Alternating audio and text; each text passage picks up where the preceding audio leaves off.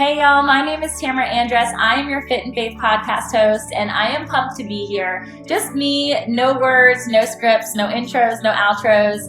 I love authenticity. I hope to breed vulnerability, and I usually do this alongside another dreamer, mover, shaker, entrepreneur, passionista is what I love to call them. If you're a dude, then a dude. But I am loving just coming together in community with other people to share their high and low stories, to share their journeys to come back, because I believe ultimately that's where God would have us. He would have us on the mountaintop. And even though we learn a ton in the pit and in the valley, God would want us right now, especially in this season of life, in this time of our culture, to shine. And so here I am. I want to teach you how to shine. I want to be alongside you when you get your glow. I want to catapult you into your calling, whatever that is. So this isn't a fitness podcast. This is not a religious banter, though we preach Jesus all day long. And this is not just about nutrition or health or wealth, though I like some green, and I know you do too. It's not okay for us to not be okay with talking about all of these things in unison. You guys, we don't just need a mental health podcast. We don't just need a fitness podcast. We don't just need a religious, spiritual podcast. It needs to blend.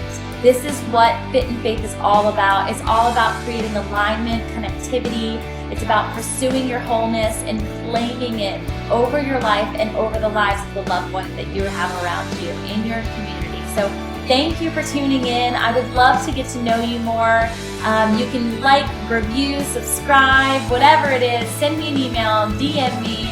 It's me. I have an amazing team alongside me, but you guys are getting me for now. So enjoy. I'm so pumped to have a coffee conversation with you, is what I'd love to call them. Don't have my coffee right now, but I have it in my system, as you can see.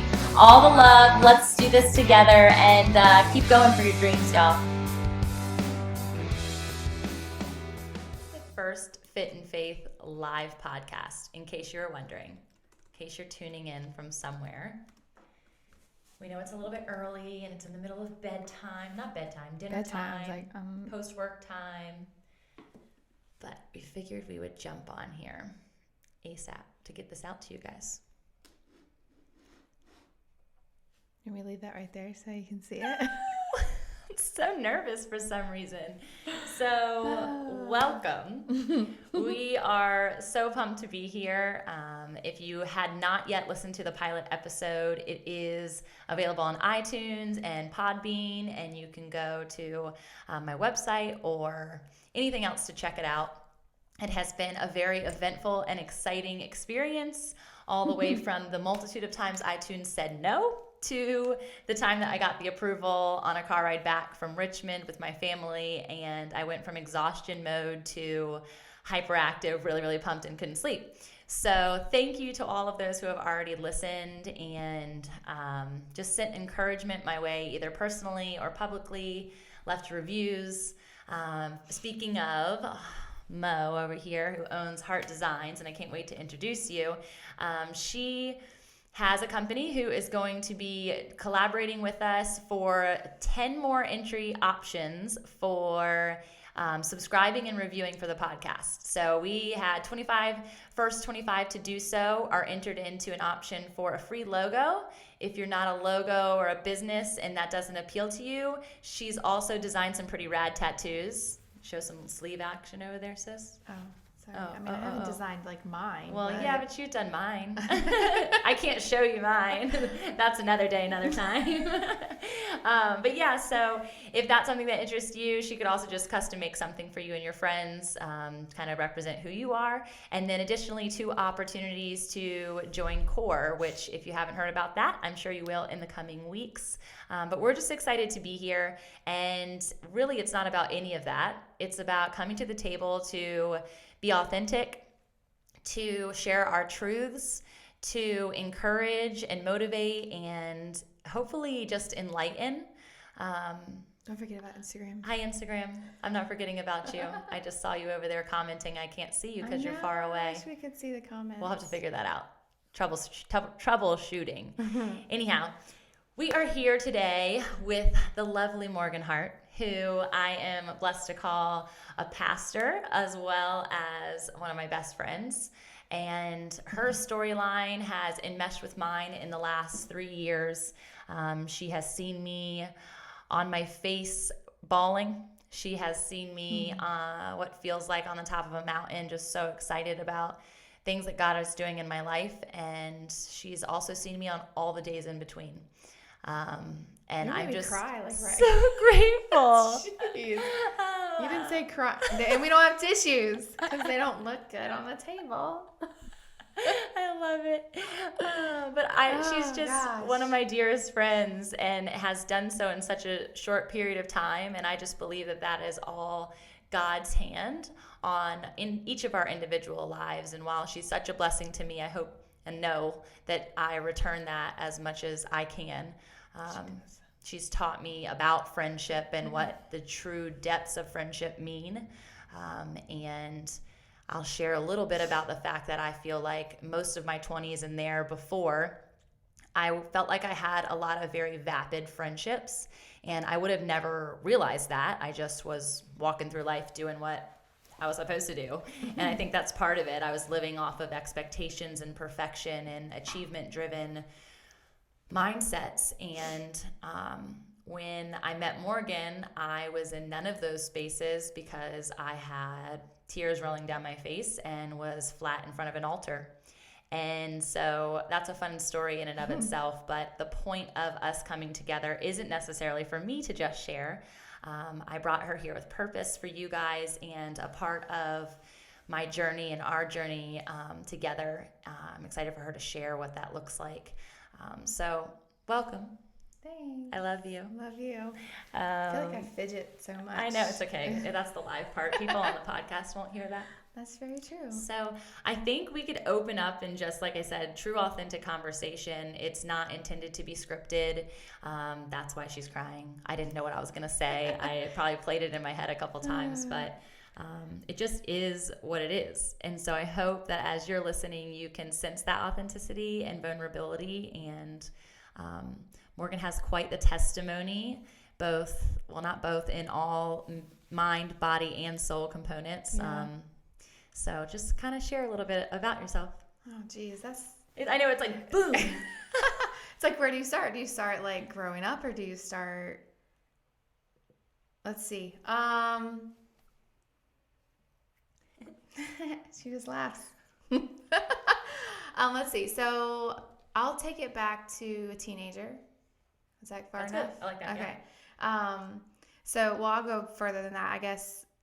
Never grew up in church. Not because my parents didn't believe, we just didn't know.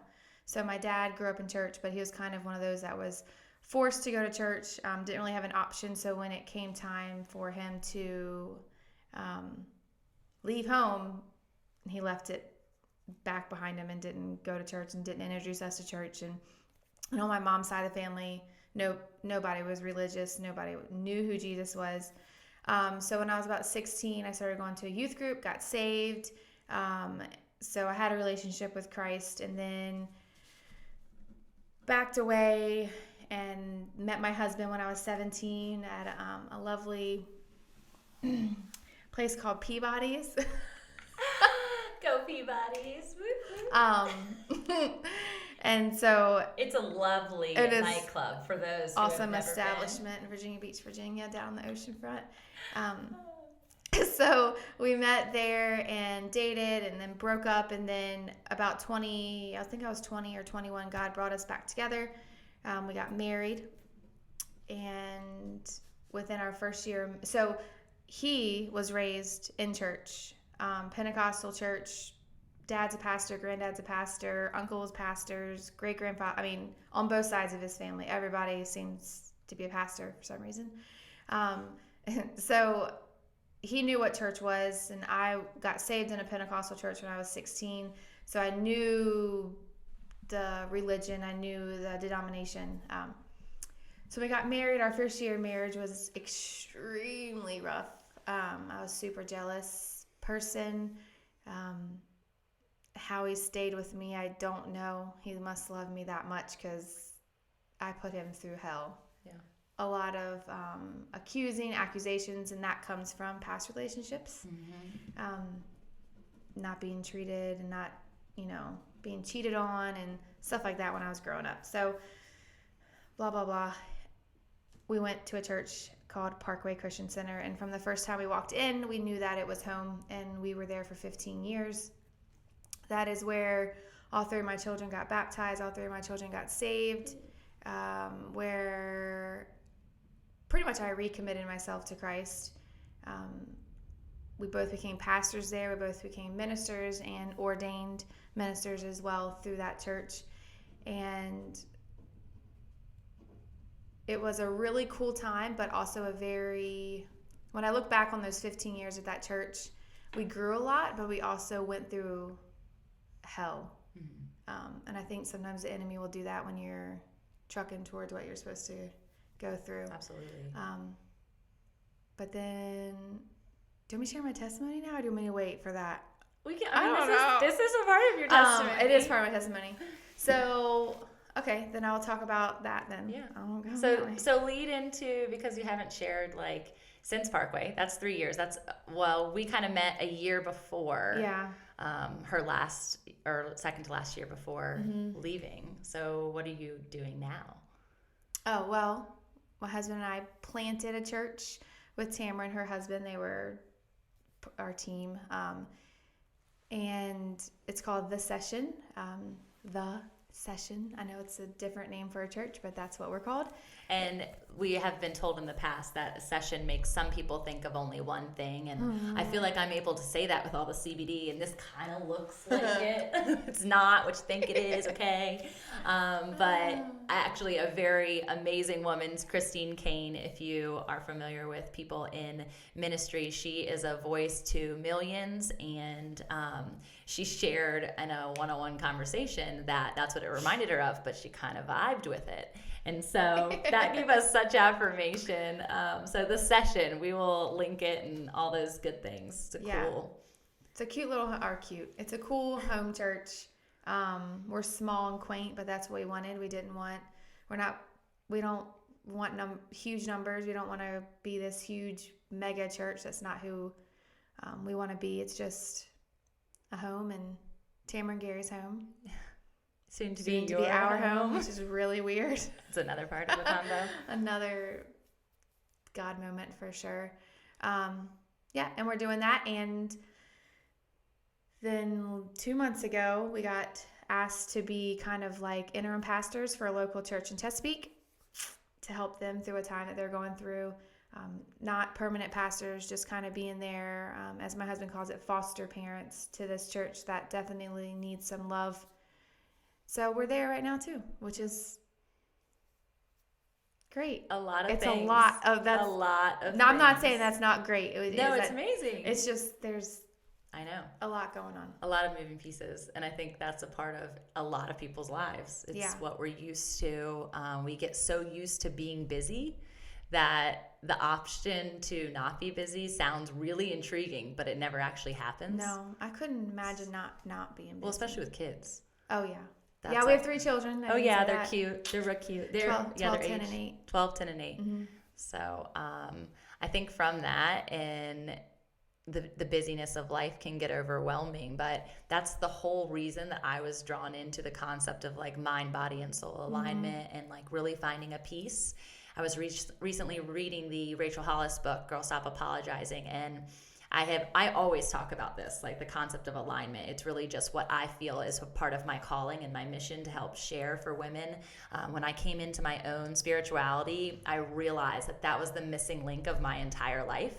And also the mental health, I had never really understood it. It wasn't really talked about. I had never been face to face with something depressing or truly depressing, or something that was on my own shoulders, of a failure in many different ways. I feel like I was failing as a mom. I felt like I was failing as a wife and a friend and a daughter, and so many components, especially in my businesses as well as a CEO. And that's kind of a part of my testimony. But in that's when I was able to meet the Lord, and that's also when the Lord brought me Morgan. And so I just really truly believe that in the alignment of all of those things and in the busy, there are like tokens of just beauty and joy, and we have to slow down enough and realize how to do that in order to find it. Because if I could have easily treated her like I've treated any friend in the past, and don't get me wrong, I don't think I'm a horrible friend. No. I was a good friend. I've got some girls who are my best friends still from a long time ago. They'll back you up on here. I'm yeah, sure. And I cherish them wholeheartedly, but I feel like they too would understand and even have something to share in regards to what our friendship has developed into versus what it was. And I truly believe that that's a part of my heart change. So Morgan, on the concepts of health and the mental health component, I would love for you to share a bit about what that journey has been like for you. That's a deep one. That's a deep one. Okay, so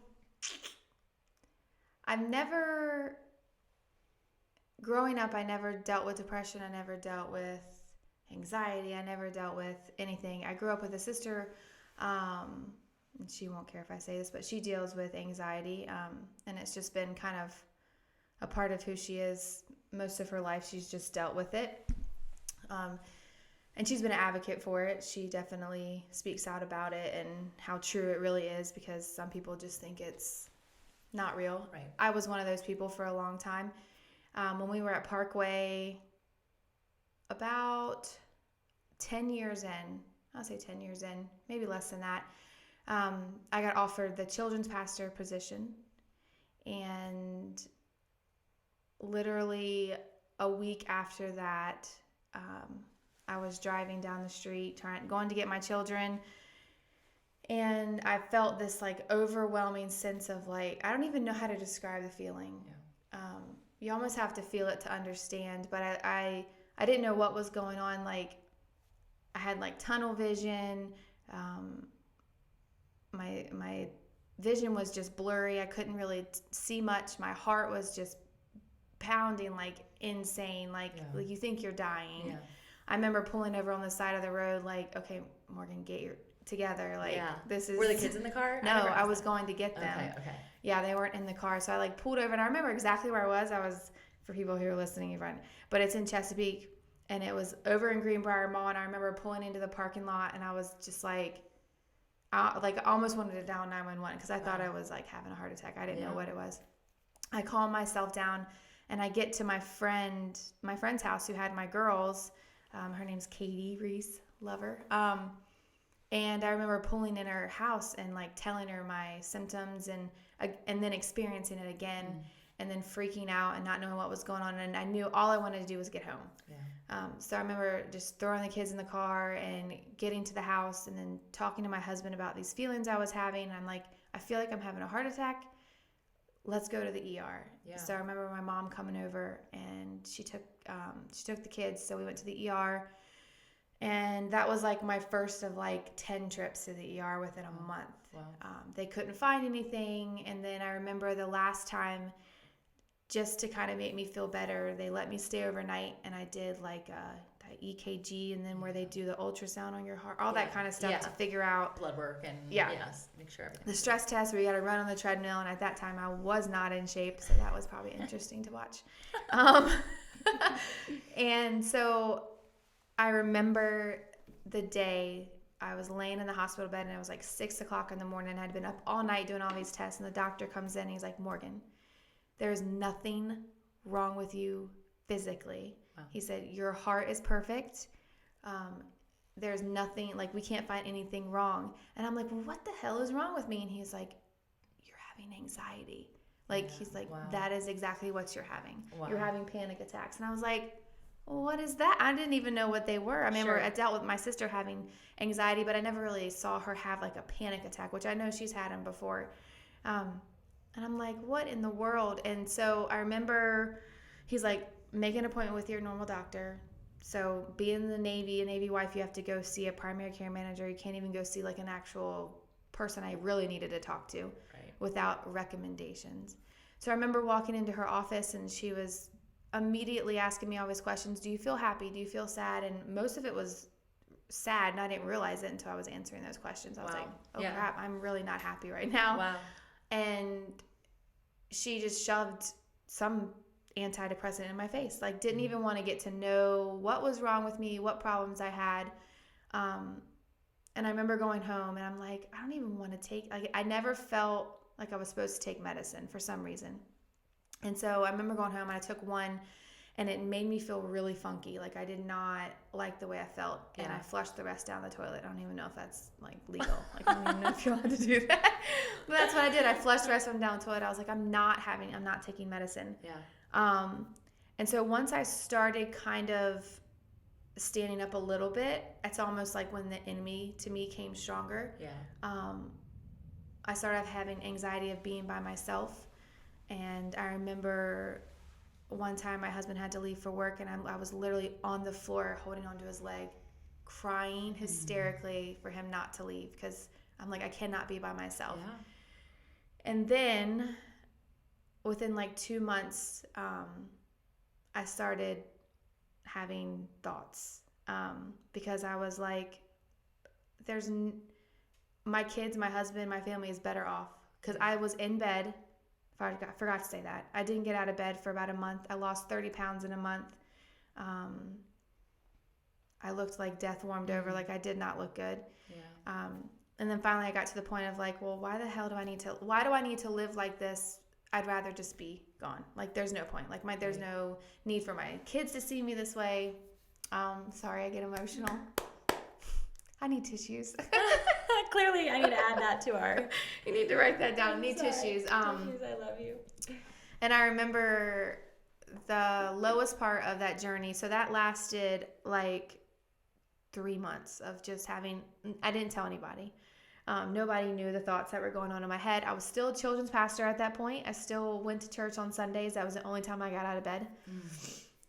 Nobody knew at church, because being a pastor, I can't show any weakness, which is total crap, which I'm learning now, that we're just as normal people as everybody else. And then I remember the lowest of lows was and my husband uses this sometimes when he's talking, when he did it a few months ago when he first started preaching at GCC, just talking about knowing who you are and knowing the people that you love. And even my husband didn't even know this stuff. Like, I was so afraid to tell him, because I'm like, if he knows what's going on inside of my head, they're going to lock me. Like, they're going to put me away. Yeah.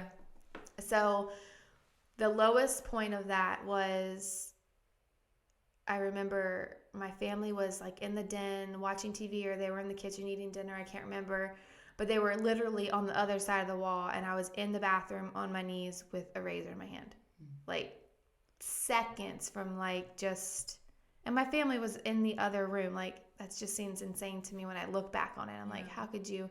And then I remember like screaming out to God, like, this is it. Like, if you are real, that was how I was, because I was experiencing unbelief at that time, because I was like, why am I going through this? If you are real, give me a reason to put this razor down. And I could literally feel this warmth. It's so crazy when I say it, but this warmth around me. And I heard the words, "I got you." Sorry. And I knew I was going to be okay. And I dropped the razor and just cried. And I think I screamed for Anthony at that point. Wow. And he came in there, and I don't think he never saw the razor, because he never knew about the razor until I gave a testimony one time. I don't know why I never told him, but and I remember that was the day that I truly, like, I was a pastor and I was a believer, but at that moment, like, I felt God more than I've ever felt my entire life. Wow. And it took me, I'm not saying that was the day that I was completely healed, because I wasn't, because it still went on for months, even a year, technically 3 years later, or 6 years later, and I took my first like car trip by myself. Yeah, that's crazy. Because you were afraid to be in the car. I was afraid to be because my first anxiety panic attack was while I was driving. And my girls, like, from high school know that I love to drive. Like, that is my thing. And I used to drive to Florida. I used to drive out to Tennessee. So I love to drive, and I love to drive by myself. And like, the enemy took that away from me. And so like 6 years, and I finally took like a 3-hour drive with my children. And I remember coming back to the session that night, and I was like, guys, I did it. We're like, cool, man. You don't even know what you're talking about. But that was like, so that's 6 years later, and I feel like I completely have stepped out on the other side. But yeah, it's been a interesting journey. It's wild that our minds are such a battlefield. Oh, totally. That we often fight ourselves. I mean, once you give yourself anything, or the enemy passes it to you, or a stranger, or something that you see, our minds just have this crazy ability to just like work in supersonic speed, especially as women. We never shut it off. And when it's anything negative, it will overtake you. And to the point that it overtakes your body. And that like component of the mental and physical and connecting those two is insane to me, because I too have experienced being in a place of utter fear. I still don't really pinpoint them as anxiety attacks, but that's exactly what they were. Mine would happen in the middle of the night, to the point I would be in bed and my entire body would be convulsing, and Gary would just like hold me. I was freezing or then hot, and I was like, what's the purpose? Why am I here? And that was 3 years ago. So that's, not that long ago. And it's not in the ability of us by ourselves to get through moments like that. And why I think it's so critical that we surround ourselves with people who are outpouring true love all the time, because I could have easily turned in to all of the people that were providing support in the wrong ways at that time. And I remember, go ahead. I was going to say, and it's so easy to focus on then, not the future. Like 100%. All you focus on is like, why am I'm not there gonna stay like this. Yeah. And I was the same. I had 2 little babies, and I always, to this day, and I said it, in the pilot, just saying like, I know it was so purpose that I had them before all of that happened, because I really believe I would have moved forward. And however I decided, I didn't have a choice at that point, or a concept really. It just constantly went through my brain of what if. I have friends who have walked through this. I have family members who have walked through this, and it is petrifying. And you feel, no matter how many people are around you, you feel completely isolated. Yeah. Here you are talking about, being within a church community who's supposed to be like your family. You had been there for 10 years at this point. Even your husband, especially your children, are all being shielded from what's inside. And I think now, after coming through that, you do realize the importance of being upfront with your emotions. Good, bad, ugly, whatever it is. The moment I'm able to release those to anybody, or it could just be a feeling I'm feeling when I'm conversating with someone, I feel so much more free than I did for 29 years. It's crazy. It's really insane. And I used to think, like, how could life get that bad? Yeah. Like, honestly. Yeah. Why? Because I never understood the suicidal thoughts and all that kind of stuff. But now that, it's totally real. And I've been able to help so many people. I think, and we always talk about like that there's purpose even within the hard times of our lives. And it's always hindsight is 2020, and you can comprehend it at that point. But just like I had my children, I feel like we now have so much empathy for people. And I don't believe you can truly walk into a pastoral role without having that undivided empathy for people to know. And you just got the word the other day from Julene, from Jay's mom, saying, like, never change your heart, because the way that you feel for people, like, you just break into tears immediately when somebody says anything. And that's like the third time that's Somebody been spoken over me. Like, I remember at Awakening, Yeah. the Tori Marcel, who's amazing, told me that he said, you look at your heart as a weakness, you look at your kindness as a weakness and your softness as a weakness, and you've been trying to build a way up so you're not so soft and kind, and your heart is not that way. He said, but God's like, I made you that way. You're made that way for a purpose. Yeah. And sometimes it sucks being that way, because it's like you feel stepped on. Yeah, and and I feel people's feelings a lot. Yeah. And it and sometimes it can mess with me, and I have to, now that I'm realizing that God has made me that way for a purpose, to be able to have that empathy for people, I've been able to not let it infiltrate my mind. Yeah, I can totally hear that. Mm-hmm. Yeah, it's like you feel it, but then you're able to help and release. Yeah. Versus, I mean, I don't know how counselors do it. I don't either. No. The amount of information that I download on my therapist on a weekly basis for the last 3 years, which, by the way, don't judge therapy. If you've never done it, couples, individual, whatever, I 1000% recommend it. I think it should be a prerequisite if you're a human, and absolutely if you're an American. It's been amazing. But when I think about all of the things that I told her in a given hour, and then that she sees all those people, and she's so empathetic and sweet and kind, and like, I don't know how she releases it. Yeah. I work in admin at a private school. And I feel like that's counseling, when these parents come in and they're like, tell me about how amazing their child is, and they just need a safe place and a home for their kids. And I'm like, yes, we can do this for you. Yeah. But I had the saying said recently, and I will probably never forget it and most likely live by it, was that not to change my heart, but to thicken my skin. Yeah. And that really helped. Yeah, it really helped me just gain perspective in that area, exactly, because I get my heart broken a lot. Yeah. I get disappointed, and my husband is very keen on the concept and the discussion around expectations, and how if you set expectations, they're likely always not going to be met most often. Yeah. And it's just like assumption makes an ass out of you and me. It's like expectation. I need to come up with something out of you and me, because I'm going to be disappointed because you're not going to reach them. Just like I'm not going to reach my own expectations of myself. Something's always going to go awry because I'm not in control. He is. Yeah. And my storyline isn't his, even though I'd really like to know. I want the book. I want the pages, right? And we all do, but we don't know. And then when we're hit with something hard and heartbreaking, we're trying to figure it all out. And I am number one in this, and always trying to take control and like fix and maneuver and situate, even out of love. But God sometimes just wants us to just throw up our hands and release it.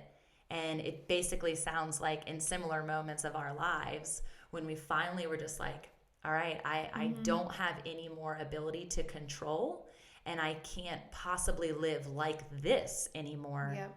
What are you going to do for me? And honestly, if God was like, okay, here you go. Here's the timeline of your life, what you're going to go through if you do this, we would bolt the other way. Yeah, 100%. Even things I'm going through right now. I'm like, no, that's not my life. No, that isn't happening. No, that's not true. I will tell you, and I can't give away all of the details because it might be my next book, for who knows.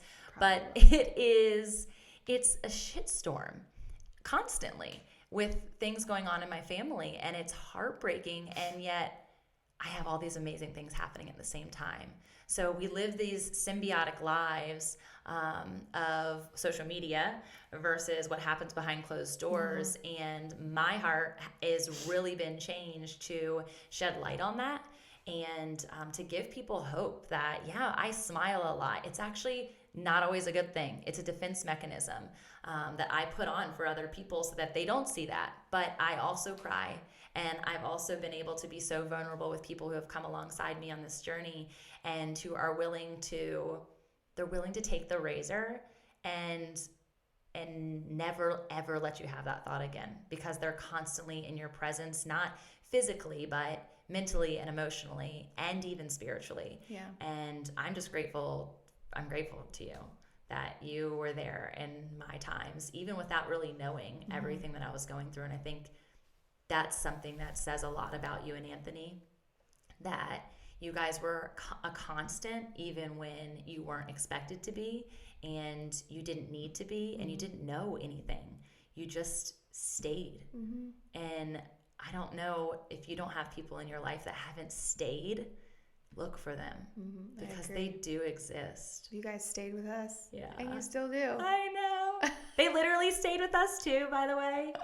They were in a transition move from their old church to now the old church, but the church, leaving and stepping out in faith to plant their own, and they just felt called to Virginia Beach, so they lived with us for a month. Yeah, and then finally moved, and now we're about to move into y'all's house while y'all move out. But those are the God lines that, like, when you write it out, you're like, only God. Only God. And when you write it all out, they all line up. Like, one thing has positioned for the next thing to happen. 100%. It's so crazy. 100%. And during it, you're like, why is this happening? This doesn't make any sense. And then when you look back on it, it's like, it makes complete sense. I'm doing my woo-saw moment from the beginning so that I can just grab hold of those words, because it's hard. It is. Life is hard, and that's one of the reasons that we had the desire to show up for you in this way, to remind you that it's okay, and it's gonna be okay, and there are people there in your corner, whether you fully have them accessible or not. Reach out, ask for help.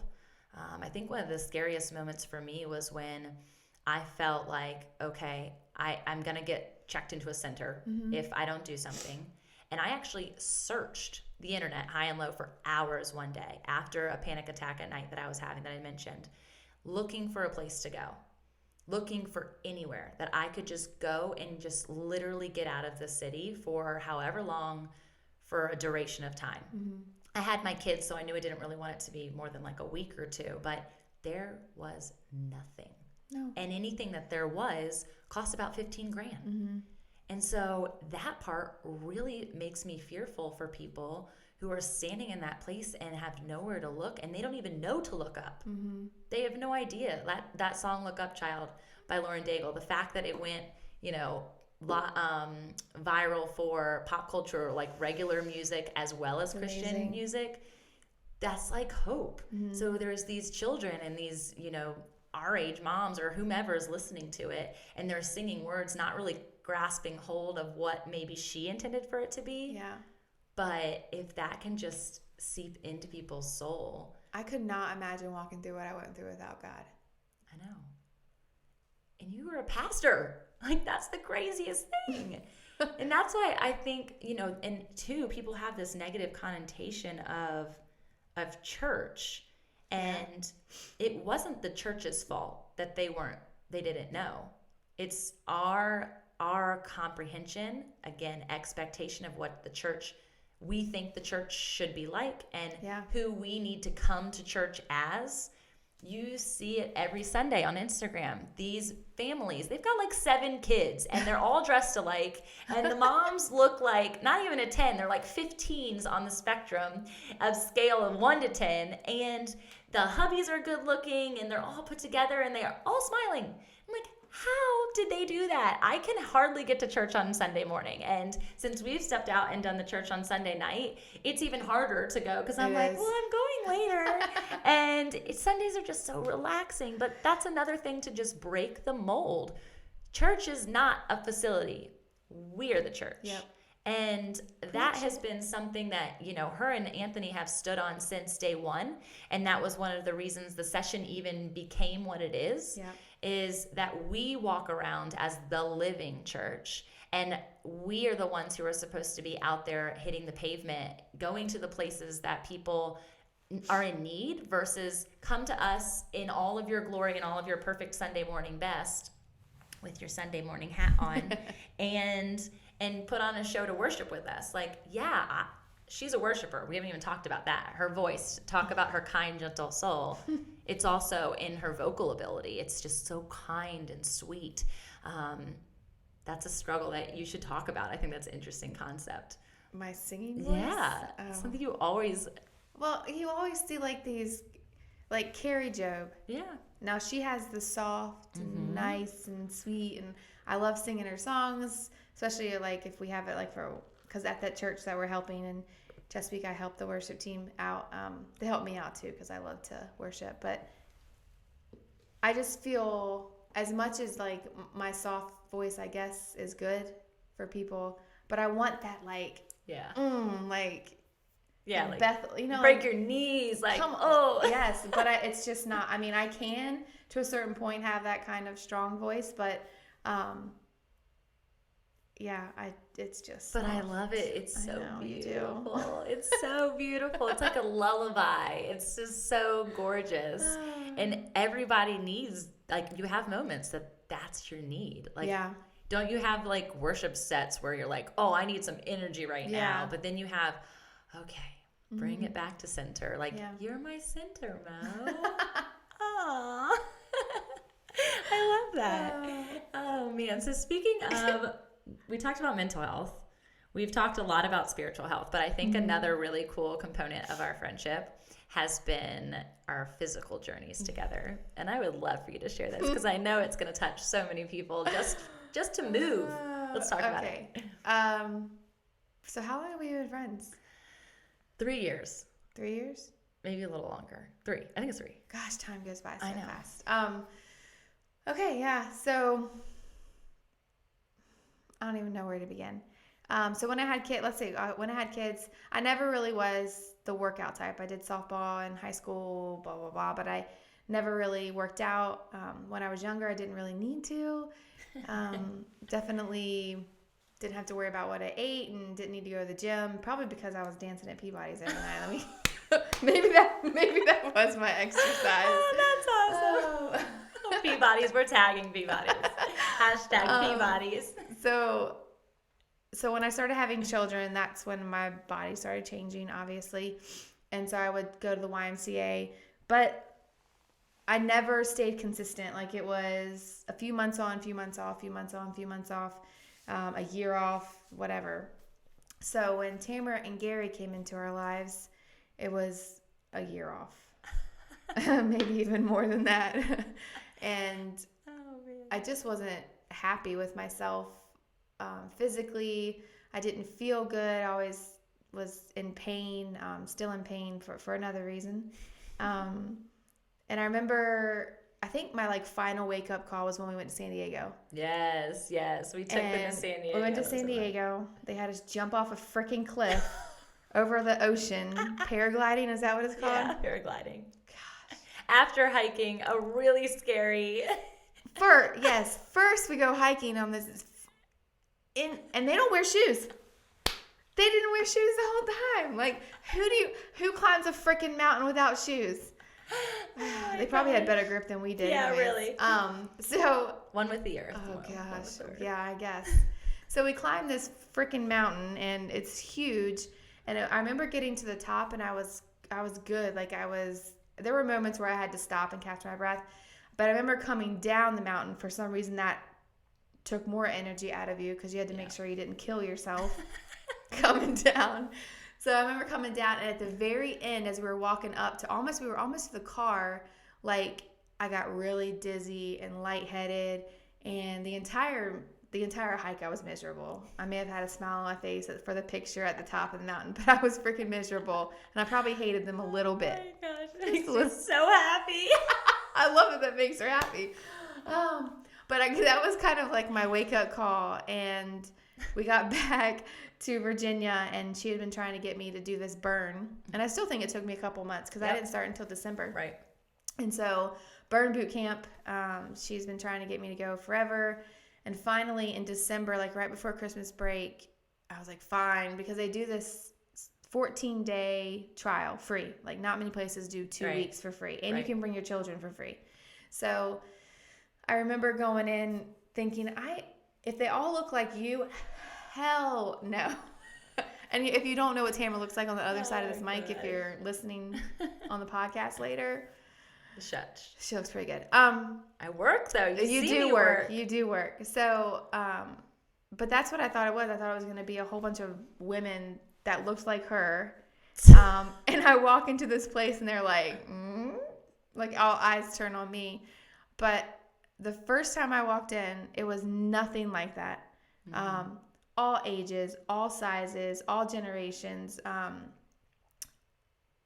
And I was like, okay, because she had been saying, she's like, no, Morgan, everybody does not look like me. Like, there's so many, the spectrum is huge. I honestly would love to have a video of my first workout. Me there. too.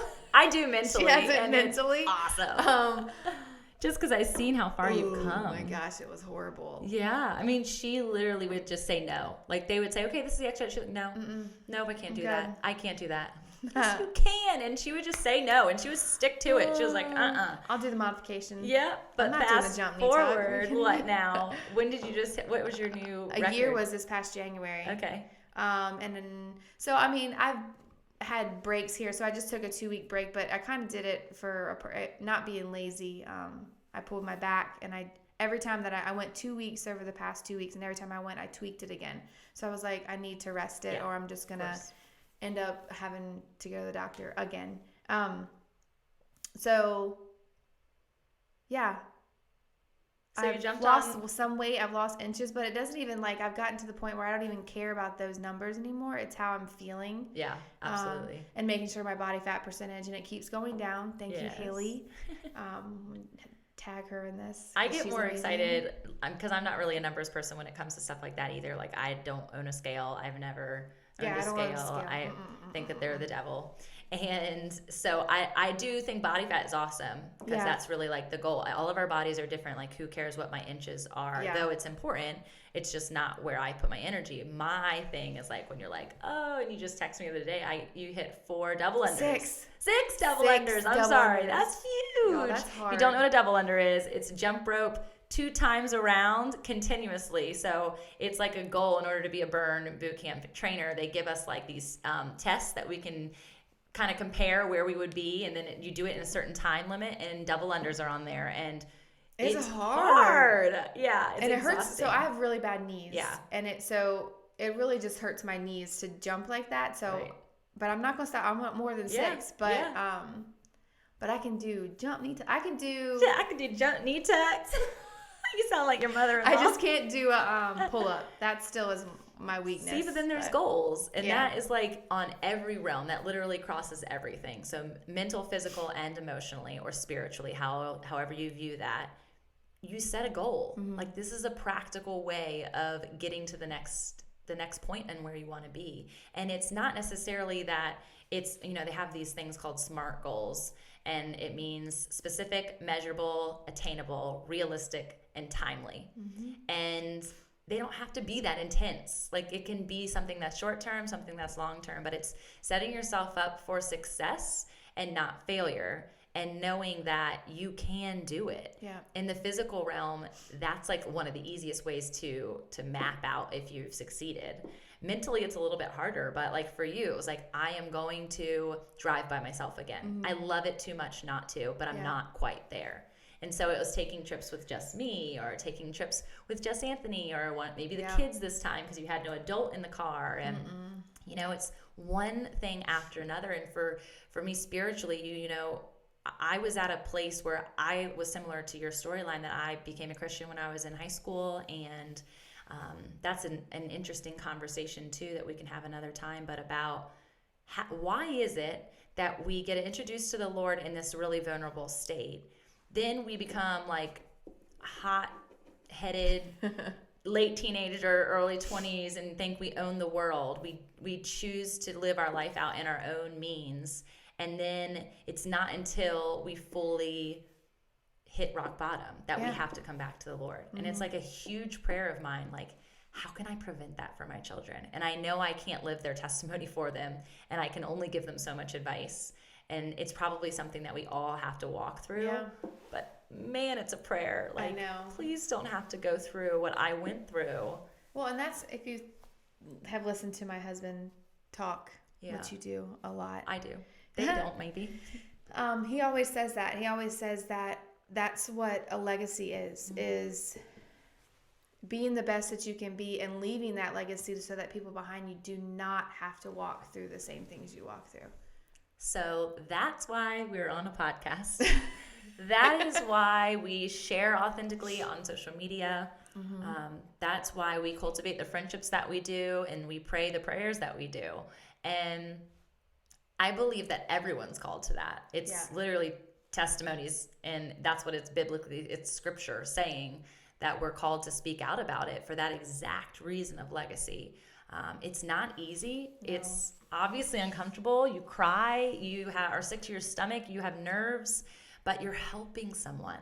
Yeah. And what good is it to live a life like only for yourself? Yeah, great. You learn that really, really, really hard lesson, and now you're just going to keep it to yourself?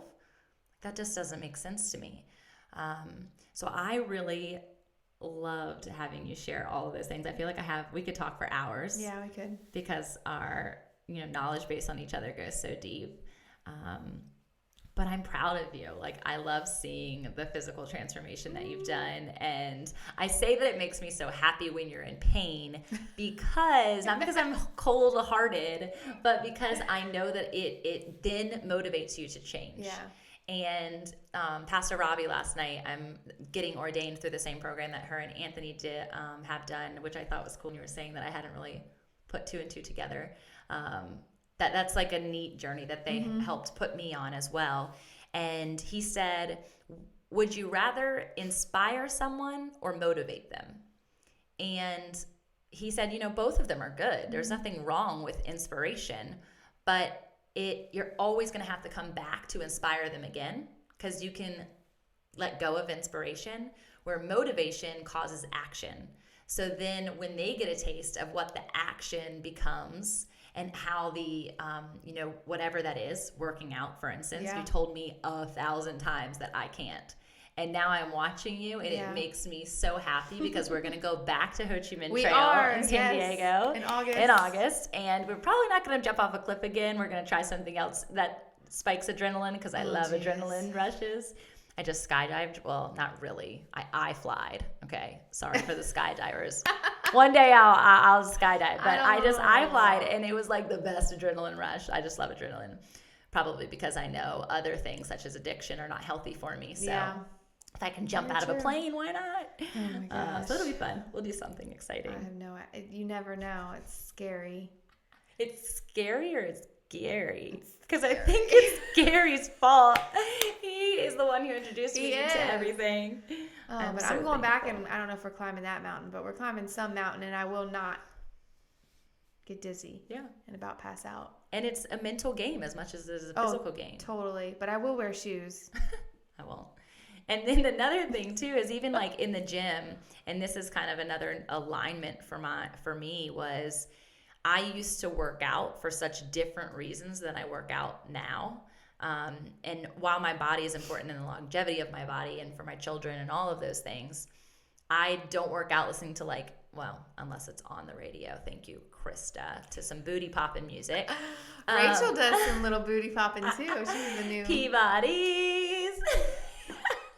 No, but seriously, there was a season where I could only listen to non-secular music. I had to listen to Christian music exclusively for my mind to get on the right path and the right perspective. And you will find, if you struggle in a mental capacity, if you're able to do that, it really makes a huge change. But then I would walk into the gym where I know I'm doing something positive for myself.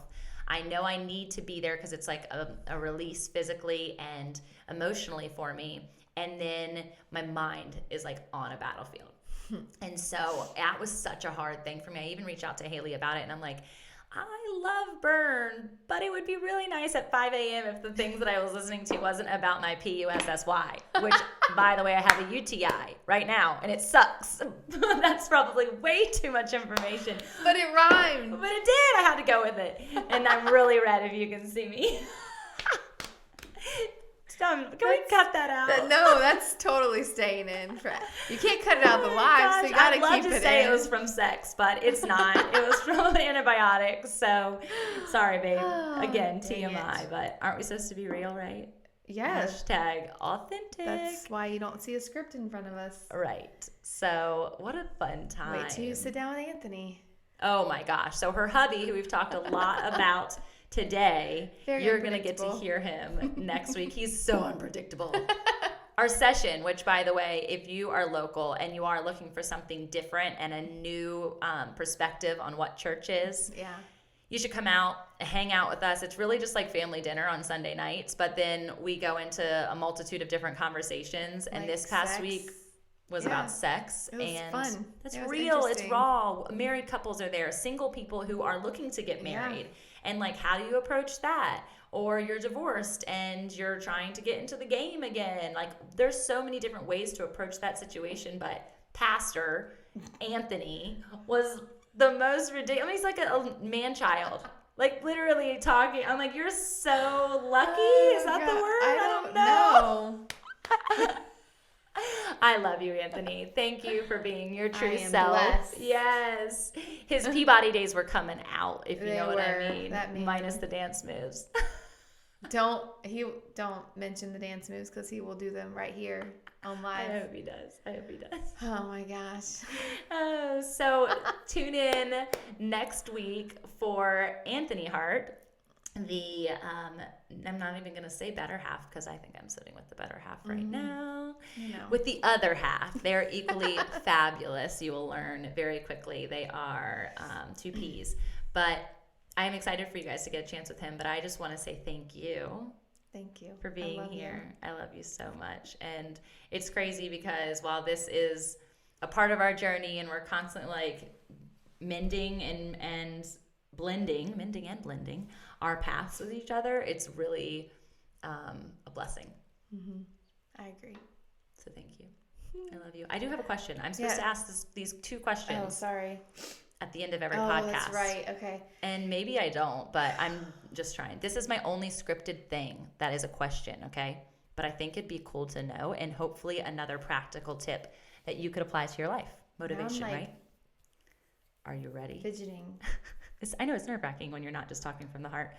What is your favorite mental, physical, or spiritual exercise? I'm going to make you answer all three. So what's your favorite mental exercise? Mental exercise? Like mind rest?